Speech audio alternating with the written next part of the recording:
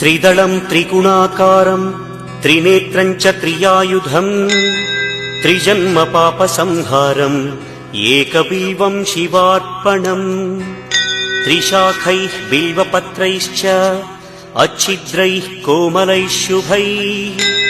तव पूजां करिष्यामि एकबिल्वं शिवार्पणम् कोटिकन्या महादानं तिलपर्वतकोटयः काञ्चनं शैलदानेन एकबिल्वं शिवार्पणम् काशीक्षेत्रनिवासं च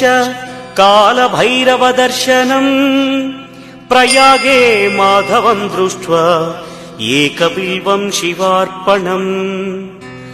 इन्दुवारे व्रतं स्थित्वा निराहारो महेश्वर नक्तं हौष्यामि देवेश एकबिल्वं शिवार्पणम् रामलिङ्गप्रतिष्ठा च वैवाहिककृतं तथा तटाकादि च सन्तानम् एकबिल्वं शिवार्पणम् अखण्डबिल्वपत्रं च आयुतं शिवपूजनम् कृतं नाम सहस्रेण एकबिल्वं शिवार्पणम् उमया सह देवेश नन्दिवाहनमेव च भस्मलेपनः सर्वाङ्गम् एकबिल्वं शिवार्पणम्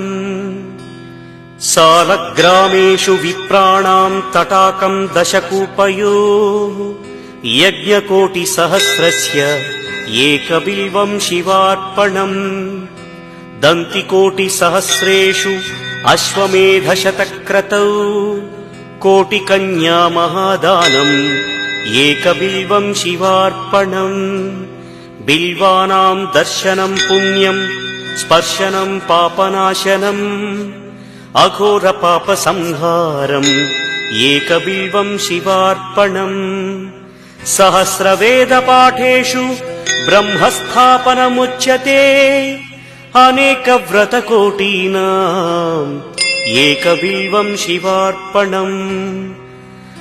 अन्नदानसहस्रेषु सहस्रोपनयनं तथा अनेकजन्मपापानि एकबिल्वं शिवार्पणम्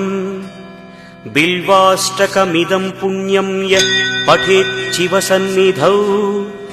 शिवलोकमवाप्नोति एकबिल्वं शिवार्पणम्।